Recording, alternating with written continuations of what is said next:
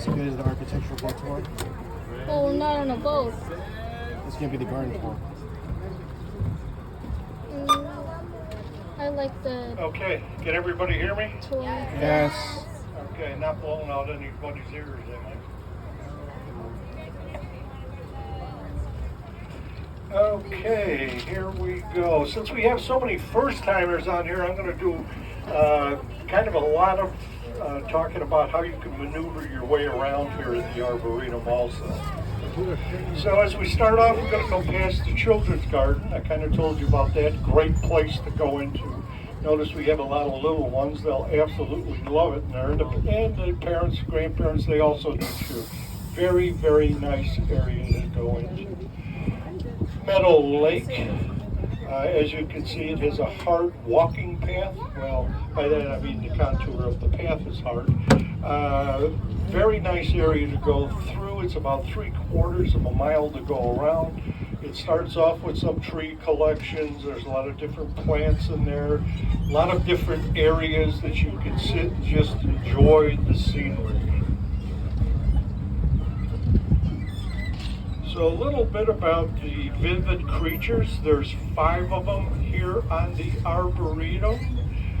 So to give you a little background on them, basically what they're made of is recycled steel, reinforced sculpture cement, and acrylic paints. So here we have a sand crane. Okay, very colorful, very large. Now, actually, scientists believe that they actually navigate by magnetic fields. So they believe that the pigment in their eyes can pick up the magnetism, in their beak, and several other areas. So it is actually thought that here again that they navigate by magnetic fields. Now now this is my opinion. The crane is actually doing a mating dance, but sometimes I look at it and I kind of think really it's got to go to the potty. Okay. So we'll talk about some others as we go along here. So a little bit about the Arboretum. Okay, the Arboretum is 1,718 acres. Wow. We're going to the east side first. Now that's the largest side, 1,118 acres on the east side. Then we'll transfer to the west side, 600 acres. Okay.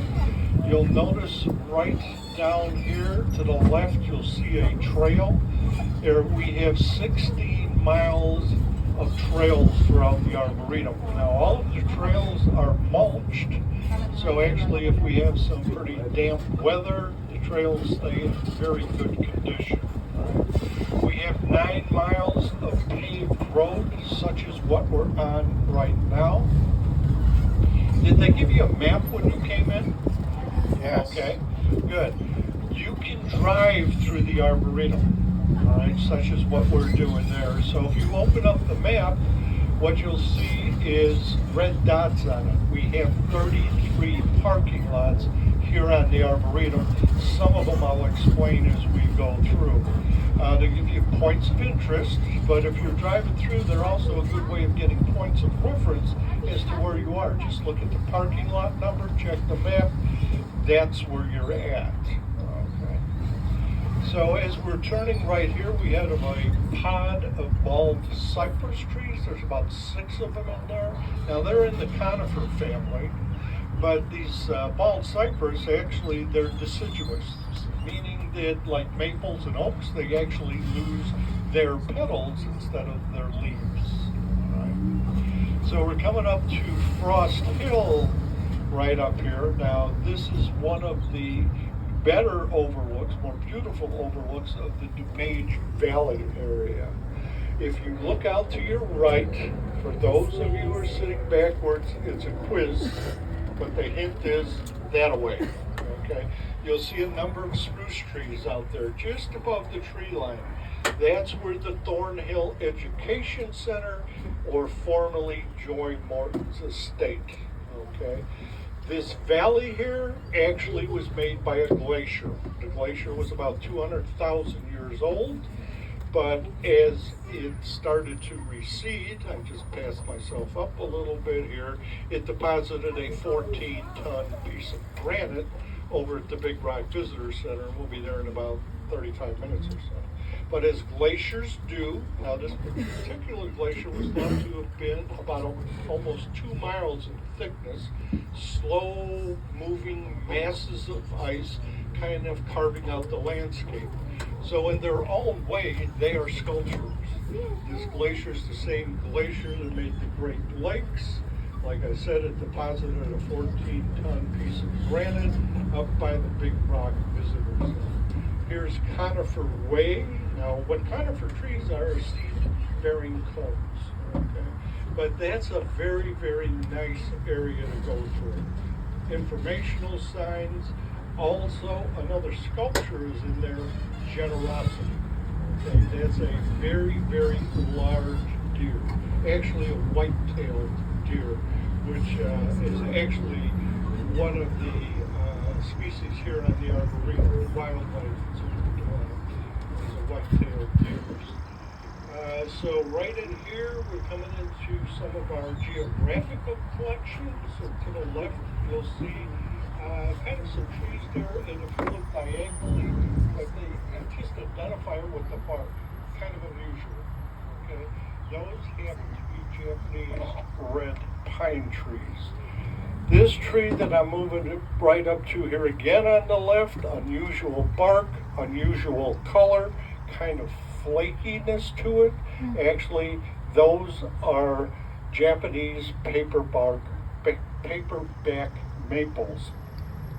And they were brought here in 1927. At that point, they were on the endangered list, but as of today, I believe you can actually purchase those in nurseries throughout the area. As I move along right here, you'll notice a brown tag on this oak tree. Now, those are known as censure tags. What they do is identify what type of tree it is, the date it was planted, a specific number identifying that tree, and a geographic coordinates for that tree. Now, on the Arboretum at this point, there's about 45,000 censure tags throughout the Arboretum. As soon as you see that censure tag, first thing that's going to tell you is that tree is not native to this area. It was brought here and put into collections throughout the Arboretum. We're going to come up to family collections, and that's the rose family. Now, as soon as I say roses family, I start looking for rose bushes, okay? But within the rose family, there's over 2,500 species, okay? Raspberries, pears, of course, apples are all within the rose family. We're going to go past apple collection, crab apple collection on the right. 47 varieties of crab apples within this collection. Just beyond that, down that little bank there, is Crab Apple Lake. Now, or a pond, I should say.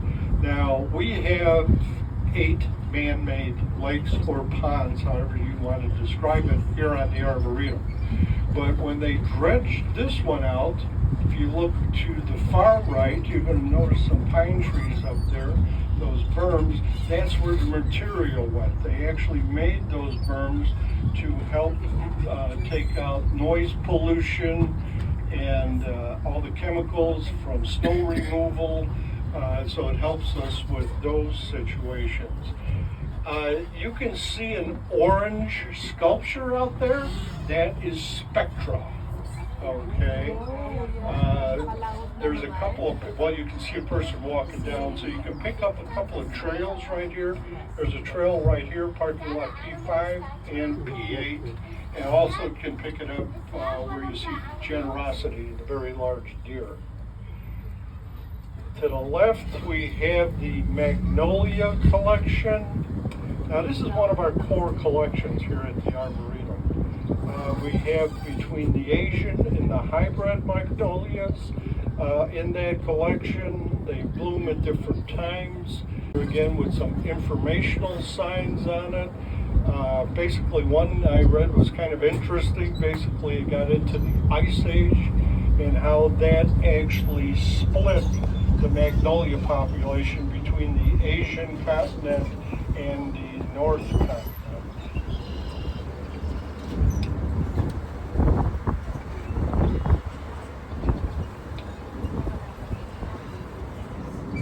So for the person who is looking for the short version, you're kind of getting it right now when I go into a momentary silence here for a few seconds. Right to the left there, you're going to notice those trees have cages around them. Okay, that's they're young trees, so that's to protect the bark from the wildlife that we have here on the Arboretum when they kind of come out looking for food. They love those young trees because the bark is tender and full of nutrients, so we have to put some kind of protective covering around them. Lots of scientific studies done here at the Arboretum. To the left happens to be one. You'll notice some collection baskets and also some PVC pipes. Now the collection baskets are to collect the leaves, then periodically picked up, taken back to the science lab and just analyzed to make sure we got no disease going in that particular pot of trees, which happen to be maples. The PVC pipes are buried at different levels. Now they're white on the top with the caps, but actually beneath the ground they're actually clear. So what we do is we drop cameras down there to take pictures of the root systems. They'll take those pictures, take them back here against the science lab, analyze them here again to make sure there's no disease or anything going on with the root systems. Now we know what the baselines should be at certain times of the year. So say it's early spring, they're not going to be producing a whole bunch of carbon dioxide. Okay? They're just starting to come out of dormancy, but now at this time of the year, the levels are going to be much higher. So as long as they hit the baseline, here again, we know that that pot of trees is just doing fine. The root systems. To the right-hand side, we have the tree nursery. Lots and lots of work done within that. Look at those baby trees. You'll notice a lot of young trees throughout the area. Now, they could possibly try to develop, let's say, a tree for the urban area. Could be for the landscaping industry. So all of that work is basically done out there. But the start of it is they'll go and look for two different types of trees. Okay, different traits. Maybe it could be disease resistant, moistures and things of that nature. They'll look for another tree with a different set of traits. So in the early spring when one is pollinating and the other one is flowering, they'll actually take the pollen over, take a paintbrush, and actually just kind of paint it on the flowering tree. The flower will develop, the seeds will develop, die off, and then they'll come and pick thousands of them. Take them to the greenhouses, germinate them, get them going. After they hit a certain age, they're transferred out into those fields. Constantly being monitored to make sure that they're developing the traits that they need. Okay. If that's accomplished, then you'll start seeing them transferred into possibly landscaping industry, urban areas, which their trees have very, very short lifespans. To the left, oak collection. Now Illinois has, I'm going to make a circle in here. Illinois has 21 natural oak trees in it. Okay, that particular collection, another core collection here at the Arboretum has 17 of them. Of course, we have the white oak, the Illinois state tree. That particular collection is about 150 years old. Now, we consider that old, but actually they're more in the adolescent class. Oaks will live in our area 400, 450 years in our area. I have a son that lives in New Orleans, so we visit there quite often. They have what they call live oaks out there. They are in excess of 1,000 years old. Okay, magnificent specimens. Right here we have Gateway to Tree Science. Throughout that area you'll see signs, nice walk through there, giving you information how to plant trees, how to fertilize, how to care for them, actually how to repair them in some cases. One sign that's out there, an informational sign, basically says there's over 60,000 trees in the world today, and about 30% of them are on the endangered list. Now here again, that's gone up substantially in the last several years, certainly a lot due to climate change. Okay.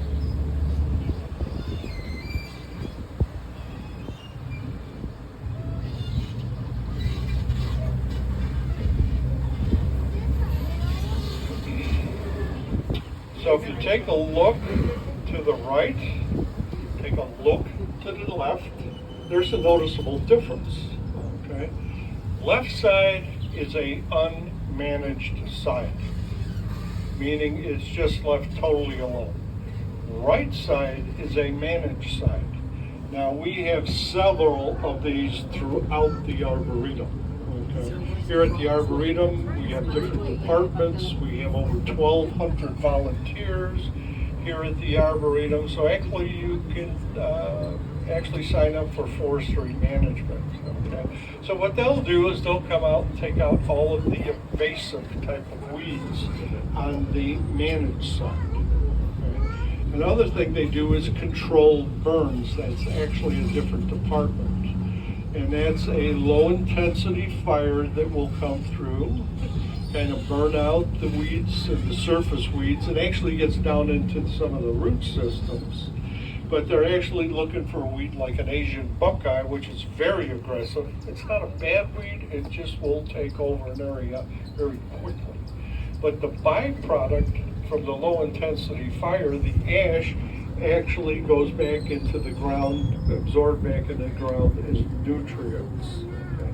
You're going to see a lot of timber down all throughout the Arboretum as we pass through. It makes great habitat for the wildlife. We have a lot of deer, coyotes, fox, possum. We have over 300 birds to pass through, 80 nestings right in through this area. So here again, great habitat. But if you look, all of that timber is decaying. Here again, all the nutrients going back into the ground. That will lead to forestry studies. They'll come through, sample the soils, do a number of tests. They'll test them on the managed side, non-managed side, and kind of make decisions what they may be able to do better to better help our forestries. Now this is done all throughout the country. Left and right here, at one time, lots of small working farms all throughout this area. Now we see a lot of areas with trees, but there was a lot of openness throughout these areas, so a lot of small working farms throughout the Arboretum here.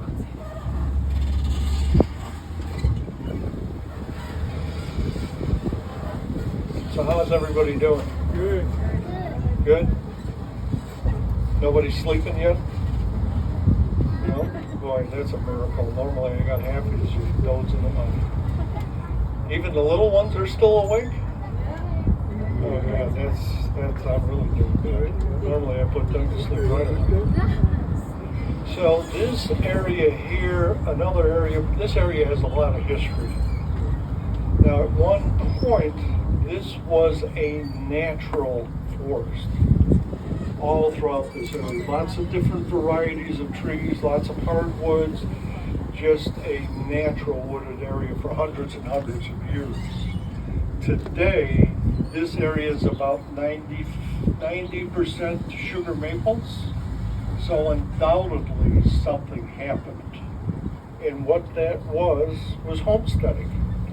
About 1865, the state of Illinois and many other states wanted to put the land to use agriculture, urban development, things of that nature.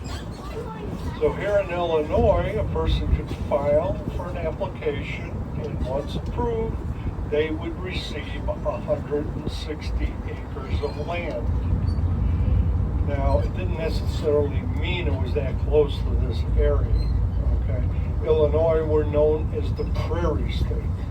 Actually, back then, 39.5 million acres of prairie land in Illinois.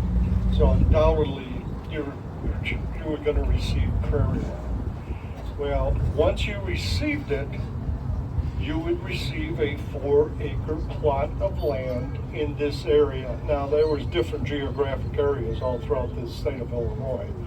So it did not mean that your 160 acres of land was close to this area. It could be 3, 4, 5 day ride. But as we go through, you're going to see the character of these woods kind of change, okay? And it depended on what that individual did with his land. He could clear cut it, he could selectively cut it, or he could just leave it alone. So if you kind of look on both sides as we go through here for this short period of time, it doesn't take a whole lot to figure out what the heck happened, okay? Most of this area was clear cut. Now you'll see some trees with a little bit of age on them, but what they kind of figured there was when they were doing this, those were very young trees and they probably just left them alone.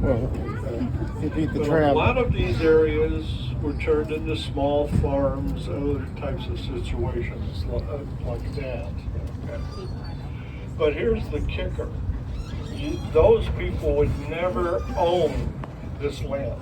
At some point, the state of Illinois would say, you no longer have use of this land in this area. And that'd be it. So there were small working farms, some was just left alone, whatever the case may be. So,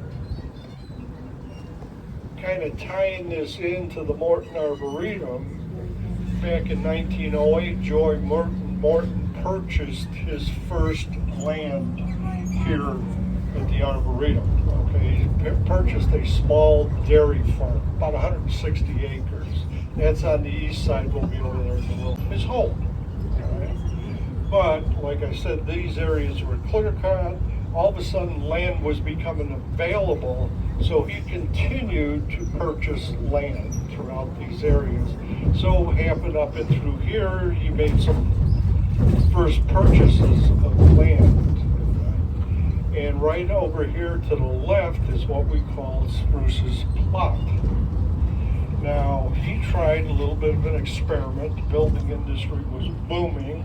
This area was clear cut, so he put in about 15 to 20,000 spruce trees in this area here. And if you look down the path, you'll be able to identify this spruce plot. The bark to me has a little bit of a reddish tone to it. So he was trying to develop a cash crop for the building industry. Okay, but a couple of things went wrong. One, they didn't develop as quickly as he thought they would be. We had a financial crisis.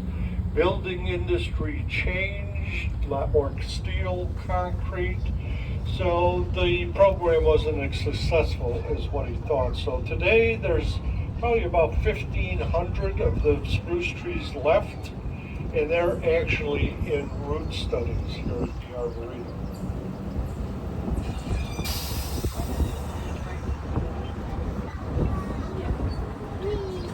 Oh, there's the Big Rock. Wow. Big Rock Visitor Center. I want to check that out. If you remember on Frost Hill, I said a 14-ton Oh, we piece have of to granite drive. was deposited here. So there's some signage right there explaining that, comparing it to a school bus, an elephant. If you were to walk up that path, and that's Heritage Trail, about a half a mile up, you'll come up over a little knoll. Just look to the left, you'll see a little ravine, 3 or 4 large oak trees in there, and the top of a very large boulder. This happens to be parking lot 13, okay? So one thing I can tell you for sure is that boulder was not loaded on the back of a wagon, brought down here and dropped off for us to see. It is thought that that boulder came from somewhere in northern Wisconsin area. Here in the state of Illinois, we're mostly lime, sandstone base. So as the glacier receded, that's where it came to rest.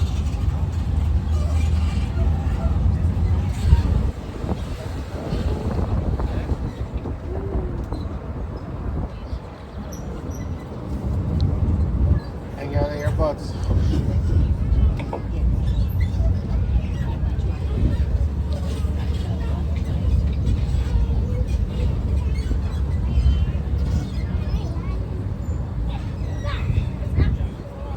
So back to the working farms in this area. As we make a turn here, we have a small working farm that was here at one time, and also to the left. But in this area, they actually came in and took a look at what they found was a lot of drain tiles. So the farmer wanted to kind of keep the moisture content out of the soil as much as possible. Well, they elected to pull them out. So now we have like a wetland area here, reverted back to its natural way. There's a small pond there. You notice a number of trees died off, hawthorn trees. They couldn't handle the moisture. And so today it's back to its natural way. A lot of wildlife and things of that nature. The same thing here to the left.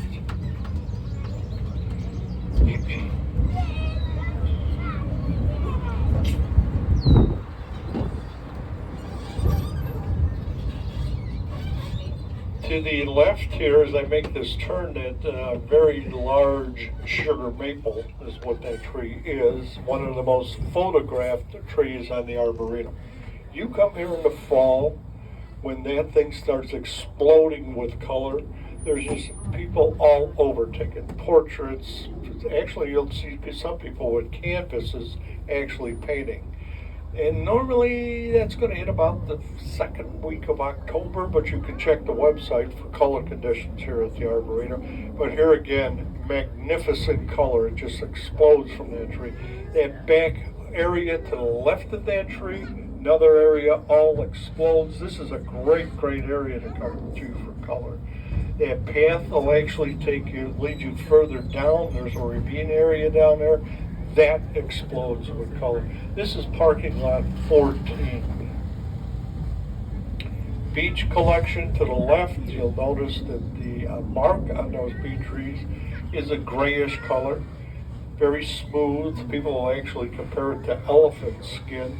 But back in the days, hundreds of years ago, they used to peel that bark off and actually do the Sanskrit writings on them. A couple of copper tone beech trees right here as we go through.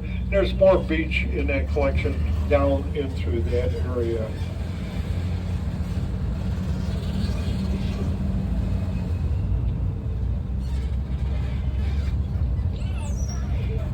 So as we drive through this area, this is actually called the Northern Tempered Woods, okay? Different collections of trees within here. Not collections, this is a natural wooded area also. But as we drive through, you know, you just kind of enjoy what's going on in here. But if you take a look at the trunks of the trees and then kind of on both sides and then kind of work your way up maybe 20 feet or so. And then after you're done that, just kind of seeing what's going on. And by that I mean the trunks, they're going to be growing in different collections. You kind of see some will be off at angles. A few may have little bends in them. And then as you work your way higher up towards the canopies, you'll notice that there's a lot of separation up at the top of the canopies, meaning the branches and the leaves, in a lot of cases, won't even be touching each other, okay? Because this is an area where trees live, okay? This is their communities. So undoubtedly they know certain things are required, okay? Undoubtedly they need a lot of moisture. Some trees, depending on sizes, will consume 80 to 100 gallons of water a day, okay? So there's a lot of shade that's being created on the floors of the canopies. Without that, a lot of moisture would be evaporated, so that's helping. But trees need a certain amount of sunlight. That's where we get the separation, okay? So they're working this way out from where they start at the bottom all the way to the top to make sure that that occurs. All right, so if you look in the canopy top 20 feet, you're going to see that there's separation up there. All right, if there wasn't, a lot of these trees would not survive. Does anybody think the trees can communicate with each other? Okay, yep, absolutely right. They can do it in multiple fashions. You look at all these trees, they all have root systems. Now, I'm not talking the major roots, I'm talking the fibrous fungi type of roots. That's their internet, all right? Much, much slower than ours, all right? They can send signals through the fibrous roots. All right? Say a tree gets a disease, they can kind of chip in and try and help it out. They get swarmed by bugs. Right? So here again, what they can do is they send out a scent as a signal, basically saying, "Hey, we got this going on." So what then will happen is the trees will actually produce a chemical that's very offensive towards the bugs. All right? So, and they have other ways of doing it, but trees can definitely communicate with each other. So here at the Arboretum, we say we're champion of trees. Okay, so a little trivia for you. Actually, right here, this is going to be a new area, right in through here. Actually, it's going. At least I think this is the one. It's going to involve the Asian section right in through here. There's a path right down at the bottom. This will be a staging area up and through here. So, just a quick question here. Anybody have any idea of how many trees, approximately how many trees are in the world today? It took me a long time to count them. I need somebody to take a guess. Many hours of counting trees. No guesses? More than that. 15 billion? Okay. Actually, 3.4 trillion. Wow. Now, that's a fairly accurate number because I certainly didn't count them. They had satellite imagery, NASA, programs out there, but that's a fairly accurate number, 3.4 trillion. So, right in through here, we're going to go through some geographic collections. We just went through the Appalachia. We'll still get a glimpse of this. Well, kind of missed it there, but if you look here, there's a lot of ravines, different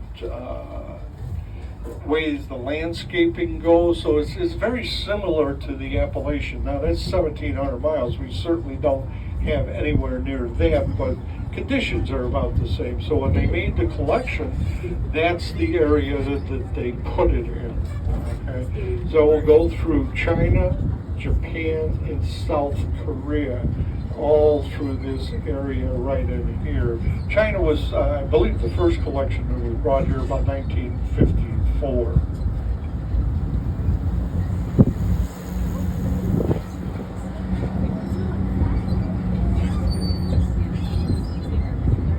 We have a ginkgo tree that's coming up right here to the right. Now that is a very, very unusual tree. Not that particular one, but ginkgos in general. They've been carbon dated back over 200 million years. Okay?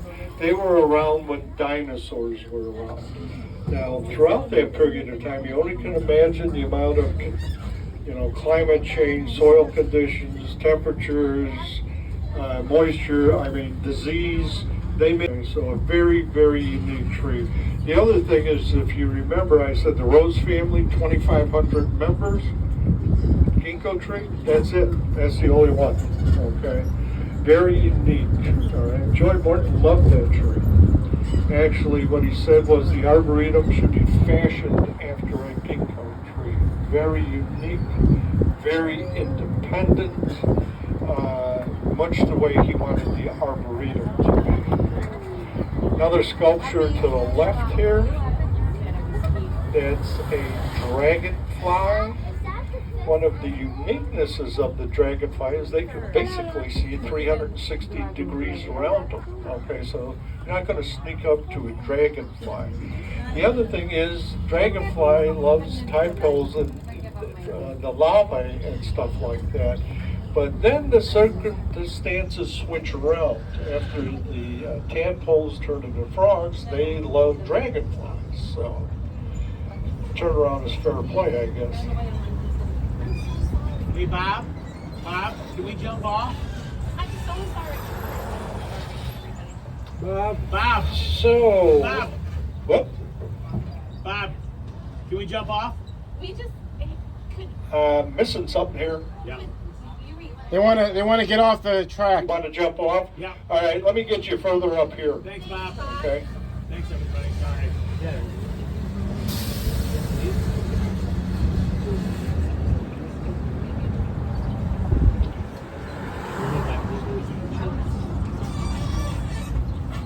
I've got to get you off the main road.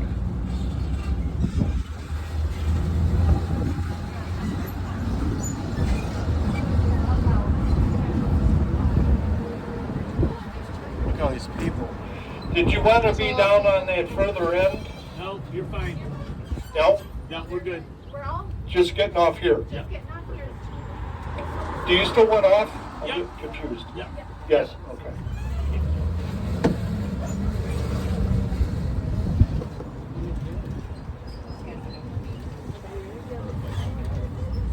Smells nice. It's not over yet. I know it smells nice. Oh. What do you think? What did you think I I thought you said said? that was nice. I said it smells nice.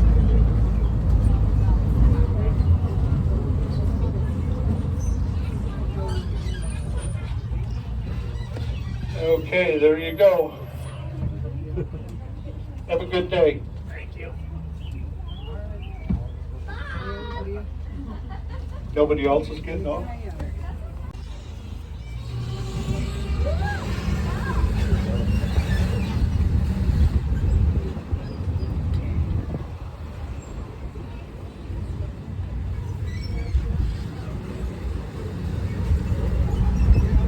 Well, now you're going to see our parking lot. That is a very cool parking lot. Yeah.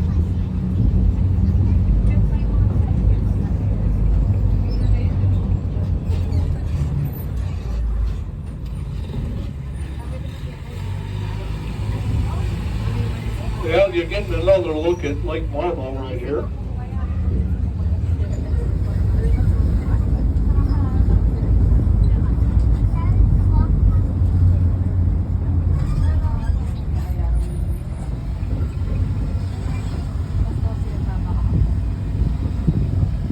These trees that you see right here with the white blooms on it are Chinese elms, or lilacs, I'm sorry, Chinese lilacs. Jeanette would, Grandma Jeanette would know that. Yeah. Ooh, it's going to be a busy day in the Arboretum today.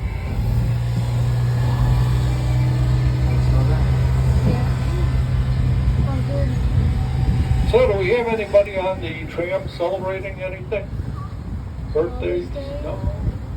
No birthdays, no nothing. I think, no. Father's Day. Yes, well, if anybody can think of a song, we can sing a song for Father's Day. Happy Father's Day to us. All right, you're going to miss out on the treat of your life.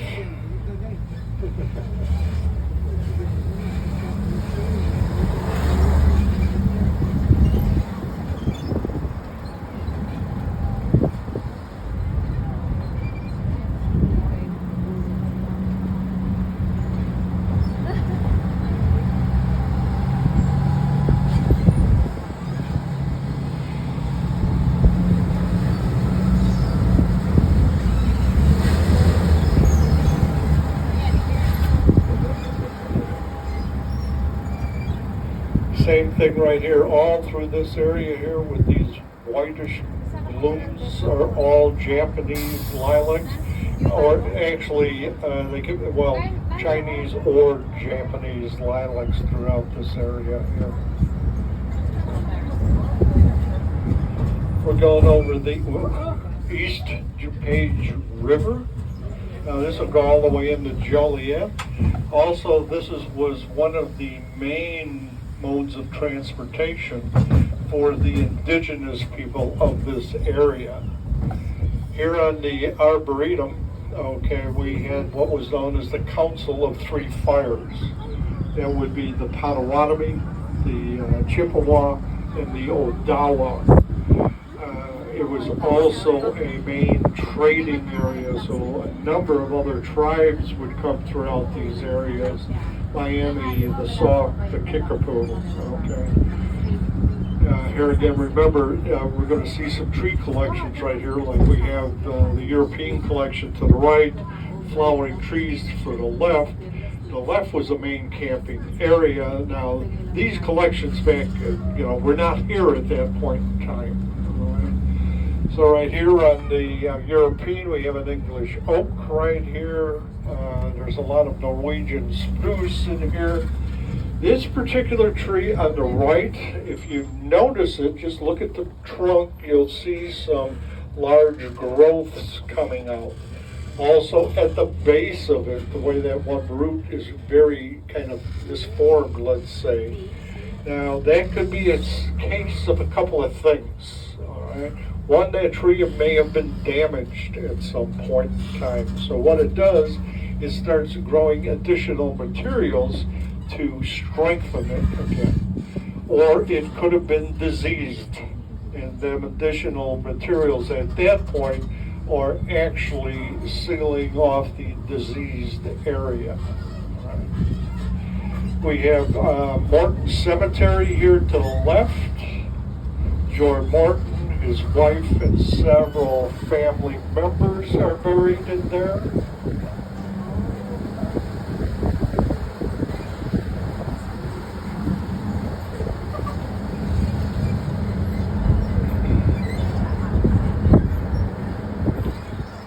Here's the Thornhill Education Center. I was telling you about that from Frost Hill. There's the trees that were above the tree line. Now, we're going to drive through there. So, this was Joy Morton's estate. Okay, so when he passed away in 1934, all of the instructions were left because the front portion, which if you look down that path there, is that building right there, had to be torn down. Okay, it was built on a poor foundation. We'll get a much better look at it as we go through.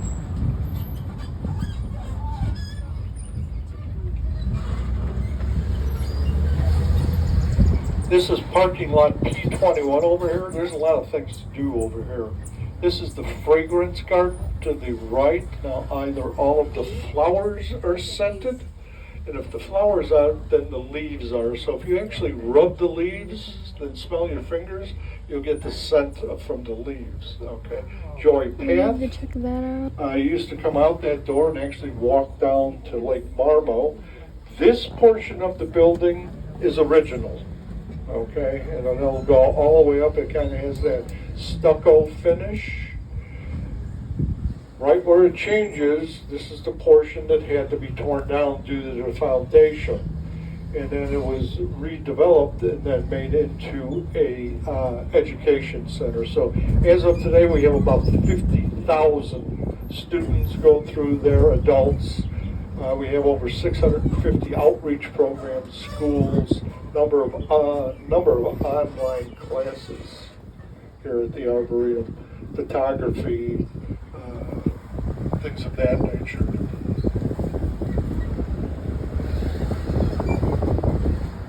As I said, you can drive through the Arboretum. Okay, this would be parking lot 21 here.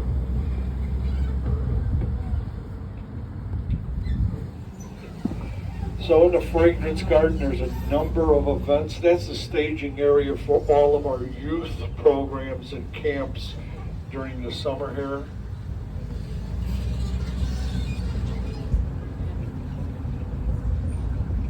And you'll be able to see further into this Fragrance Garden. A number of weddings, memorials, things of that nature will occur all throughout that area there.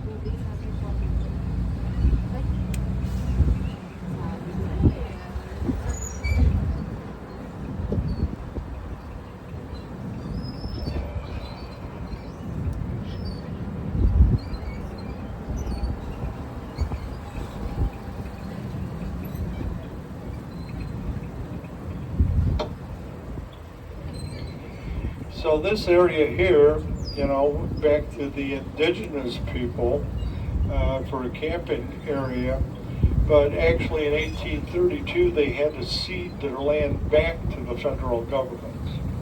The tribes were basically decimated by the war, disease, so in 1832 they signed the letter document to cede the land back to the federal government, and that was actually signed in Chicago.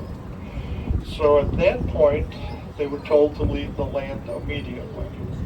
Okay, so from here they went to Kansas, and then from Kansas they went to Omaha, and that trail became known as one of two things: the Trail of Death or the Trail of Tears. Okay. So as of this point, there's about 3,700 descendants of the indigenous people at that time living here in DuPage County. Cook County has several thousand throughout that area. So here we have Lake Marble. This is actually the first lake or pond here on the Arboretum. Marble's kind of an unusual name, but Joyce Morton's wife's name was Margaret. Thus the first three letters, and of course the last two from Morton. If you notice that far bank over there, it's substantially higher than this bank. Now the equipment they used those days were totally different, but what they did was they piled all of the dredgings out on that far bank. Now that far bank is actually lined with redbuds, so in the early spring, it's quite a sight to look across and see that.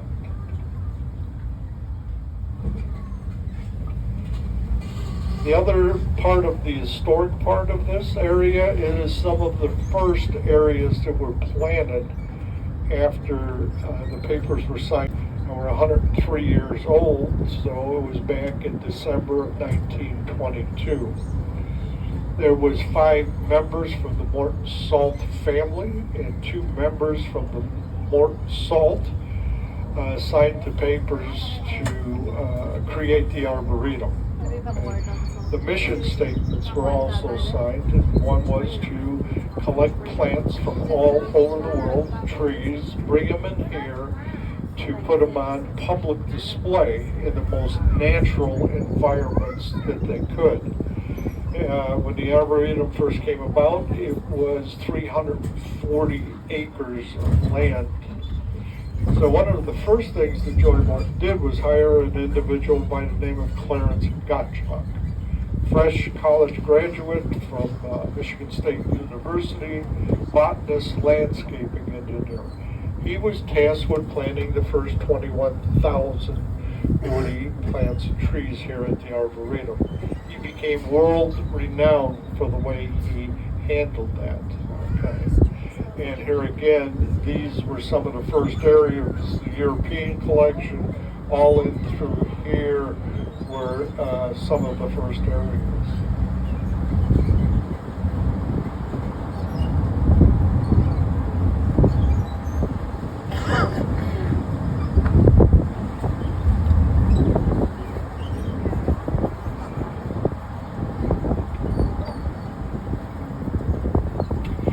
So we have a lot of scientific studies going on here at the Arboretum. And one that I found kind of interesting anyway, there's a number of them. Where that far bank is, Crabapple Lake and that's right in that area, they brought in a number of oak trees from all over the country. And consequently, we've sent oak trees all over the country. And it's just Morton oaks, there's other specimens involved. But with climate changes, you know, the study is all about how well the trees are handling the conditions that are thrown at them. So let's just say we have an oak tree that came in from Omaha or someplace. Well, in our area, it may be doing well. In their area, it may be doing terrible. Our white oak may be doing terrible here, but in another area, it's doing well. So the bottom line of that game plan, and this is going to take years to develop, we may have to start transferring trees to different areas to ensure their survival. So that's one of the programs going on here at the Arboretum.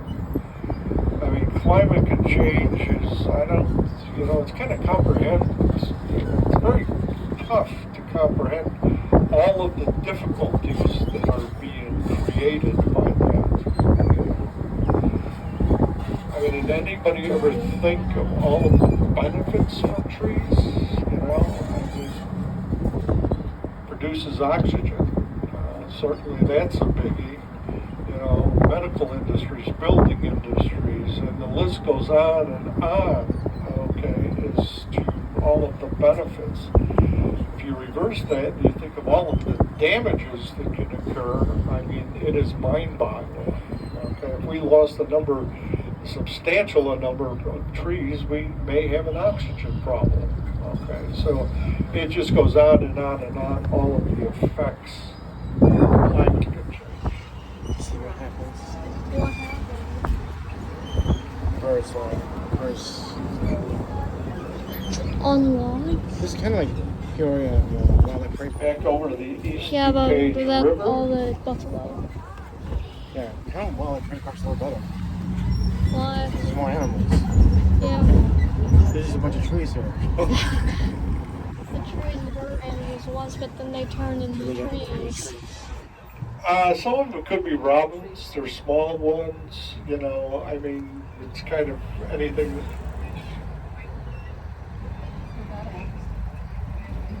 I don't really know. I can't really answer that. That was Arbor Lake we just went past. Now we have 8 of them here on the Arboretum. The berms for I-88 right there. That is the deepest lake on the Arboretum, 26 feet deep. According to the state of Illinois, that is one of the cleanest lakes in the state of Illinois also. Right off down to the left there, right where the corner of the creek is, you can see a blue herring just sticking up its head. Where is it? No. Oh, I see it. Oh yeah. That we should be coming where it's directly to your left if you kind of look through that area. Is everybody getting a glimpse of that? That's kind of one of its hangouts.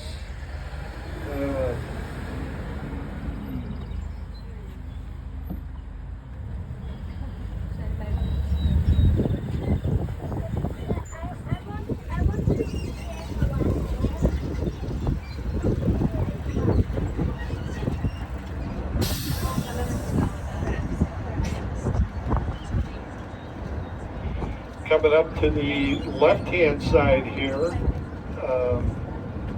is an evaluation area. This is Gottschalk evaluation area. I kind of talked a little bit about him. First individual hired by Joy Morton, and then tasked with planting the first 21,000. But in this area, they'll bring in a number of new plants. They'll be here for 2 or 3 years. Evaluation, soil conditions, climate conditions. If they do well, then you'll start seeing them going into nurseries throughout the area.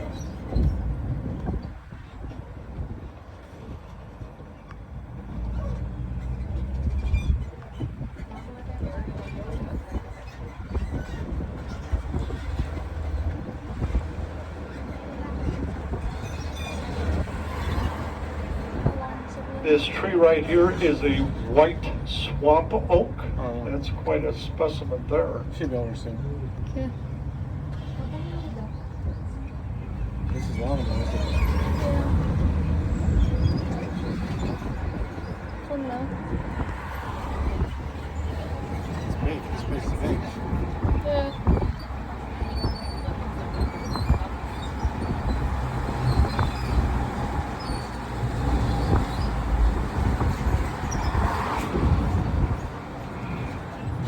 So if you, especially the new people, you know we have a miniature golf course here at the Arboretum. It's right back, well you can't see it, but it'd be right, well no you can't, back in that area to the left right there. So for all you guys that want to go golfing on Fowler's Day, there you go. All right.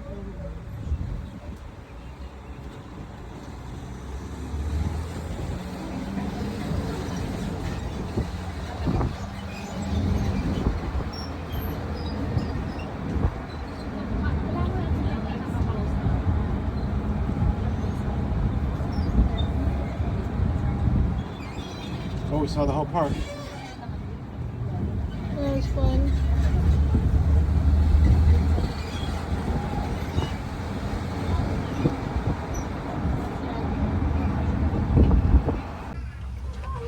Now that's attached to a lightning arrestor.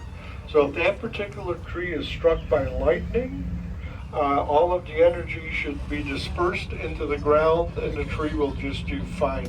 If you were to walk around Meadow Lake, That's interesting. you would see a number of these trees with those lightning arrestors on it. So we're pretty much coming to the end of the tour. We're back around Meadow Lake. You can see some of this area. The Arboretum is a beautiful place to visit. A great place to hold events from weddings, showers, birthday parties. We have the Firefly Pavilion, which is a new building. I think it's the third year.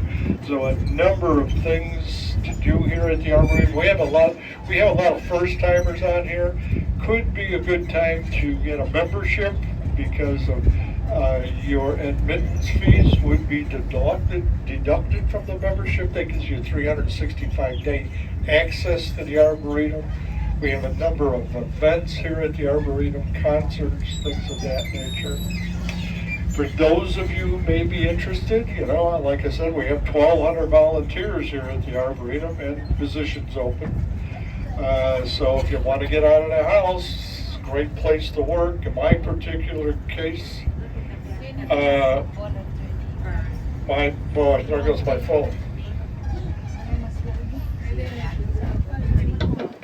My particular case, my wife walked up to me one day and said, you know, you really need to find something to do because you're driving me crazy, okay? Here I am. We were members for many years, but I knew she wasn't kidding, so here I am. Great place to work though, okay? Actually, another story about her, about 3 weeks ago, I had her on the tram and two of my granddaughters. Talk about freaking me out. I'm going, holy smokes. So went through the whole Arboretum, pulled back here. My granddaughters come up, hey, Grandpa, you know, great job. My wife comes walking up, she goes, well, you know, that was pretty good. She goes, but I have a question for you. And I go, uh-oh. She goes, how come you don't talk to me that much? I have not answered that question, nor will I even come close to it. Okay? So anyway, on behalf of the Arboretum and myself, certainly hope you enjoyed the tour. Certainly enjoy the rest of the day. You got a great day here. And just hold on 1 second. We're good to go. Thank you.